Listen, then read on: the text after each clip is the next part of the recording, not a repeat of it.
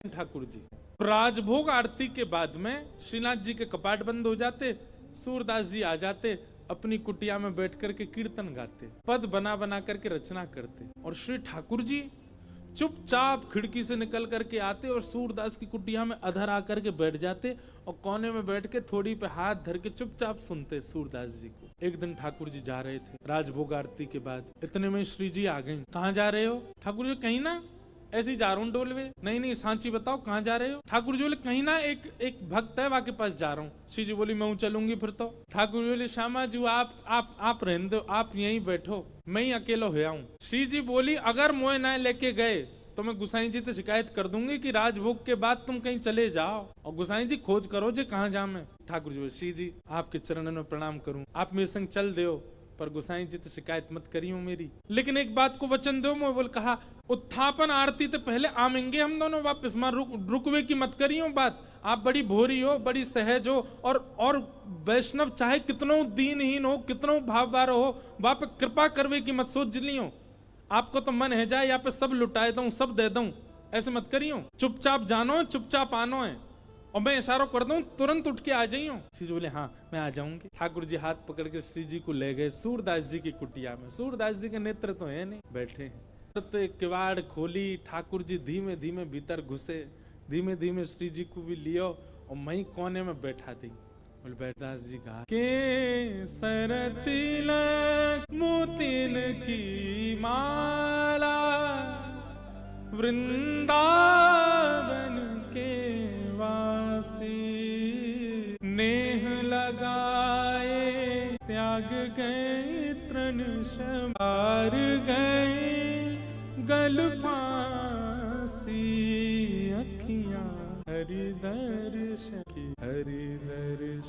की प्यासी, अखियां दर्शन की। ठाकुर जी बैठ के सुन रहे हैं, मंद मंद श्री जी के नेत्रन से आंसू गिर रहे हैं। ठाकुर जी धीमे धीमे पहुंच रहे, बोले हल्ला मत करियो जी, जग जाएगो, और जगह को कहा हमें पकड़ लेगो, जान नहीं देगो, और फिर यहाँ पे कृपा कर दी तो फिर सबन पे करनी पड़ेगी, या हमारे रो मत, बिल्कुल आराम से बैठी रहो। बोले ठीक है। अच्छा आपको क्या लगता है सूरदास जी को नहीं पता चली होगी कि ठाकुर जी आ गए? अच्छा अब तक ठाकुर जी अकेले आते थे तो ये बात मानी जा सकती है कि सूरदास जी को नहीं पता चला होगा, पर श्री जी आ गई हैं तो ये बात निश्चित है कि सूरदास जी को पता लग चुका है कि श्यामा श्याम दोनों आ गए। और इस बात का प्रमाण बताएं, हमारे वृंदावन में एक सूरदास और हुए, उनने ठाकुर जी का खूब भजन किया। इतने में ही ठाकुर जी प्रकट है गए और प्रकट होकर के बोले अरे बाबा मैं प्रकट है गया हूँ, मैं तुम्हारे सामने ठाड़ा हूँ, आ जाओ मेरे हृदय ते लग जाओ। सोई बाबा बोले अरे नंद के लाला, मैंने जुगल की उपासना करी, तुम अकेले काहे को आए? ठाकुर जी मन में सोचे, बोले जी अंदरो है या दिख तो रोना है, ऐसे कह दूंगा श्री जी आई है तो मान जाएगा। ठाकुर जी बोले हाँ श्री जी आई है, मेरे बगल में ही ठाड़ी है, आपको दिखना है रही है, संग ही आई है।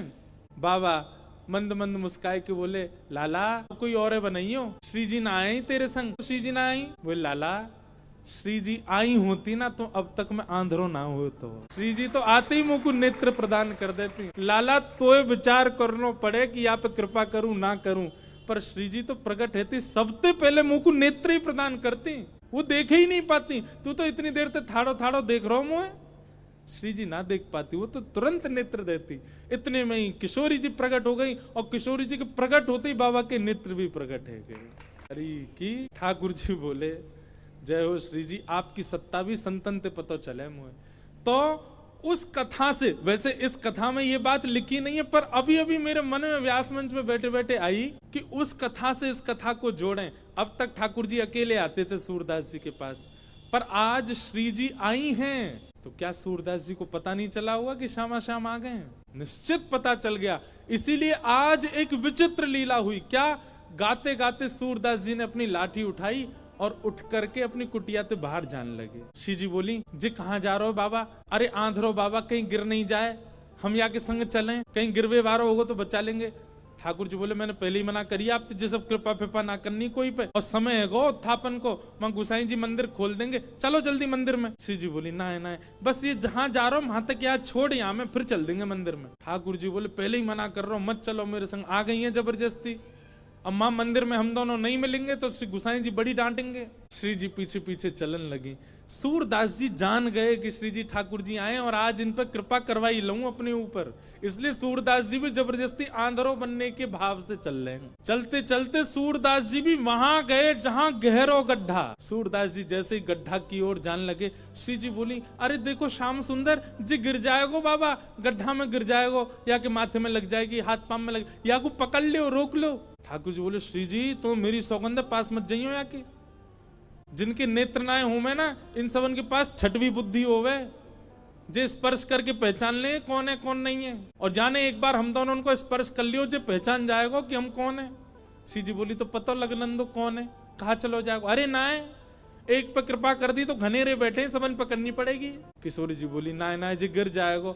अब यहां तो किशोरी जी जा रही है बचावे, तब तक सूरदास जी कूद ही गए, और कूदते, अरे भैया, अरे कन्हैया, अरे लाला, अरे भैया कोई काम को सुनना हो तो न देखियो, अरे मैं आंधरो गिर गऊं कुआ में, अरे भैया मैं यहाँ से बचाए लियो। श्री जी बोली, ठाकुर जी या तो इनको बाहर निकालो, नहीं तो मैं आपसे कट्टी आ जाऊंगी। ठाकुर जी बोले, श्यामा जी मैं यही मारे ना लेके आऊं आपको संग में, नेक में ही पिघल जाए, नेक में ही दया आ जाए आपके चित्त में ना, याकू निकाल दो, फिर कभी ना कहूंगी, याकू बस बाहर निकाल के हम दोनों भाग जाएंगे यहाँ से। ठाकुर जी ने ऊपर से झांक के देखी, खूब गहरो। ठाकुर जी, कैसे निकालूं?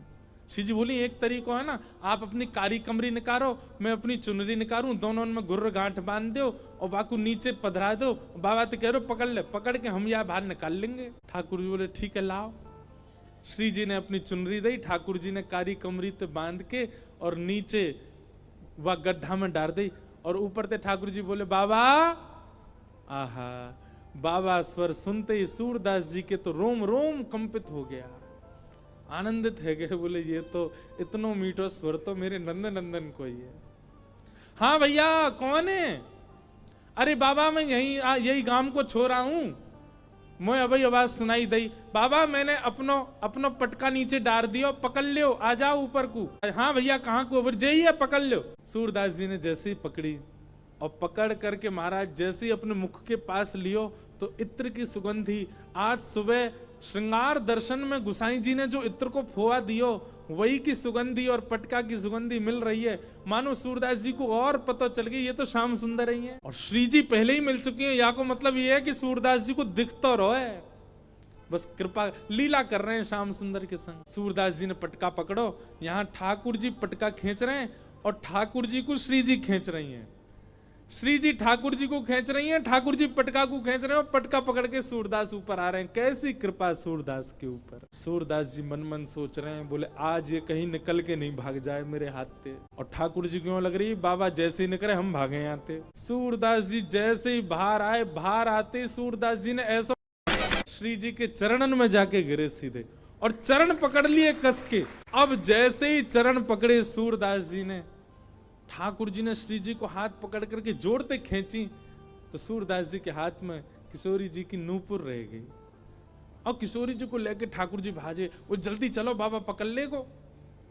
सूरदास जी बोले, अरे भैया कहाँ को चलो गो, अरे कौन सा रे भैया, कौन ने निकारो में। ठाकुर जी चिल्लाते जा रहे हैं, बाबा मैया बुला रही फिर आऊंगो। थोड़ी दूर जाके श्री जी बोली, ठाकुर जी मेरे एक नूपुर है, दूसरा नूपुर मिलना है रो। ठाकुर जी बोले, दूसरा ले आऊंगो, अब चलो जल्दी। अरे ना है, वो सामान्य नहीं है, इंद्र ने समर्पित कियो, वो कौन से हाथी के दांतन से बनो भयो नूपुर है, और मेरो बड़ो प्रिय नूपुर है, मुकु तो अभी चाहिए। ठाकुर जी बोले, अब ढूंढवे कहां जाऊं बाकू, वहीं चलो बाबा के पास ही पड़ो होगो, बाबा ने मेरे पामन में गिर गो है सके तब खुल के गिर गो। ठाकुर जी लौट के आए, खूब कह दी, श्री जी दूसरो दिलाए दूंगो, ना मुंह तो वही चाहिए। वास्तव में तो ये श्री जी और सूरदास जी की आपस की मिली भगत है। ठाकुर जी तो बीच में आनंद दिल ले रहे हैं, ठाकुर जी को तो बीच में परेशान किए जा रहा हो, आनंद तो श्री जी और सूरदास जी ले रहे हैं।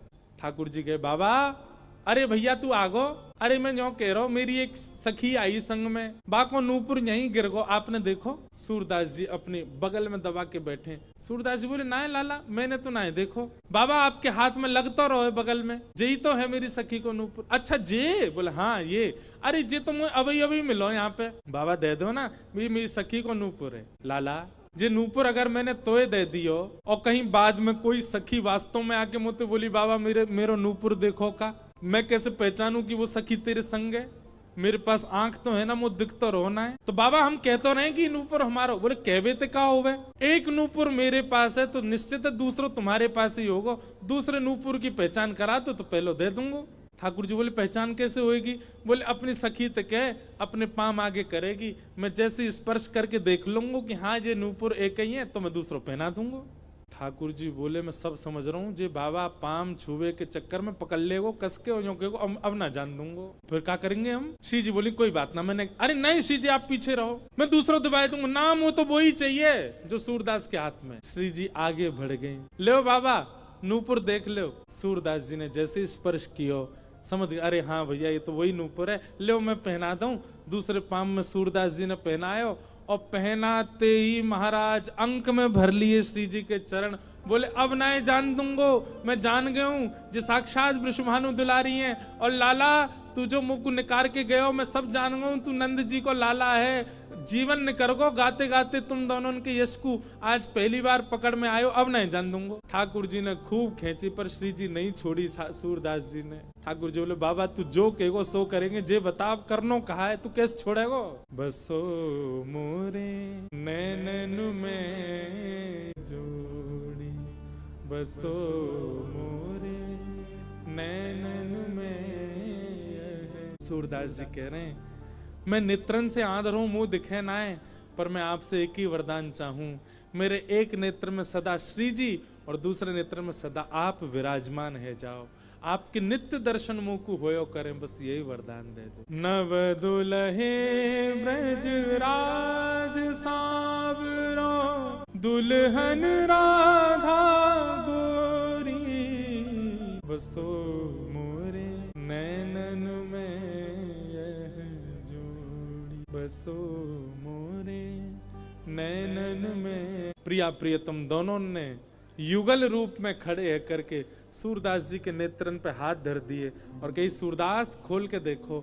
आज सूरदास जी ने पहली बार नेत्र खोले और श्यामा श्याम के युगल प्रत्यक्ष दर्शन उनको है गए। रोम रोम को दर्शन कियो, एक एक अंग को दर्शन कियो, घूम घूम के परिक्रमा लगाई दोनों की और फिर दोनों से प्रार्थना करिए बस एक वरदान दे दो। कहा मुझे फिर से अंधो बना दो, अब आप दोनों दिख गए, अब दुनिया में और कोई को नहीं देखना है। ये जो सूरदास जी के साथ घटना हुई ये क्या है? ये रास है।